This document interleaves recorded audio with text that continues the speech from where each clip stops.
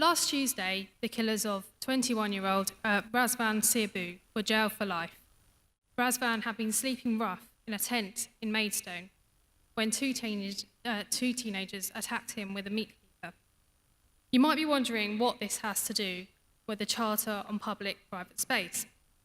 But what I'm going to do tonight is propose that how we allow public and private organisations to treat marginalised groups, whether it's putting down spikes or spraying water on rough sleepers, impacts on how members of the public treat people like Razvan.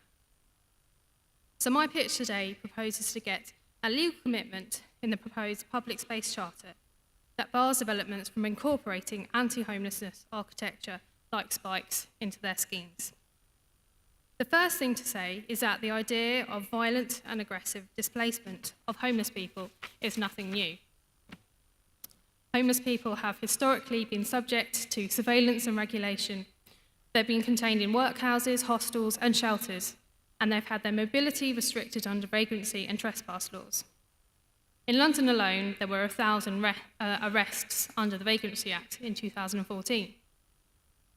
But as cities like London regenerate and become destinations for both tourists and developers, the issue of what a city looks like and who gets to share the city becomes even more important. One expert in urban design at UCL puts it like this: images of a place are crucial for attracting capital investment, and public spaces are turning out to be a crucial ingredient of the new visual repertory that can speak to the name of potential investors and transnational actors, as well as raise their international profile. In quasi-public spaces, consumption is encouraged.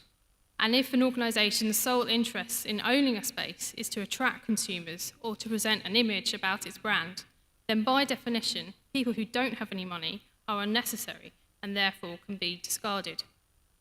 In recent years, we've seen an increase in hostile architecture designed to stop people from bedding down or generally hanging around.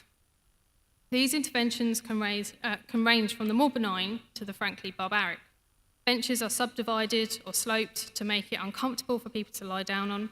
In some cases, benches have been replaced by leaning bars designed with discomfort in mind. Walls and pavings are designed to be uncomfortable. Music is played to stop people sleeping. And in recent years, public attention has been drawn to the use of small metal spikes to make it impossible for people to sleep on. Attention has also been drawn to hot washing for homeless people and the places they sleep are doused with jet sprays of water as a deterrent. The King's Cross area is one of the biggest examples of public-private space in London. The land is owned by a property developer and a pension fund. The Guardian spoke to a homeless man there who pointed between a public pavement behind a taxi rank and then to a privately owned road that leads north to Granary Square. He said, "To the ordinary person, there's no distinction between here and there. To me, the difference is everything because I'm not the sort of person they want there." Research by Crisis shows that 6 in 10 homeless people reported an increase over the last year in defensive architecture, such as anti-homeless spikes, curved or segregated benches, and gated doorways that made sitting or lying down impossible. Over the same period, 35% reported they were unable to find anywhere to sleep or rest as a result. Some respondents reported being regularly moved on in the middle of the night, while 21% reported wetting down, having makeshift sleeping areas washed while they were still in them. Rough sleeping increased by 16% last year. And it goes without saying that these people would not be on the streets if they had any other suitable options. We still have a massive shortage in social housing, and we've cut welfare for migrants and British people so that benefits no longer come close to covering rent costs. Meanwhile, developers keep breaking their promises on affordable housing in Section 106 agreements. We cannot, on one hand, continue failing to address our housing crisis, and on the other, take issue with people trying to find somewhere to rest their head at night when they are homeless. But possibly more importantly, if we continue using dehumanising means to rid public spaces of homeless people, it risks poisoning the debate. It risks sending the message to the public that we don't have to treat people with compassion. There's a big gap between putting metal spikes down for homeless people and teenagers killing a homeless man in a tent. But it's also true that such a spectrum exists. Somewhere within that spectrum is a local authority playing bagpipes, subjecting homeless people to sleep deprivation, and a councillor demanding that the government uses extra powers to remove rough sleepers for the royal wedding. If we can't rely on owners of public spaces to treat marginalised people with compassion and dignity, we have to look to our civic leaders to stand up to these groups instead.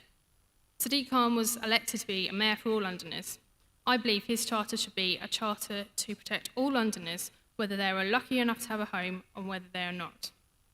The good news is that hostile architecture appears to clash with what the public wants. Landowners have been forced to remove homeless spikes in response to petitions. And there was even a story in Manchester about a family going out and putting cushions on spikes. The mum said, "This is not the Mancunian thing. It's not how we treat people." So I believe a rule against defensive architecture aimed at homeless people would help reflect London's reputation as an open and compassionate city for all.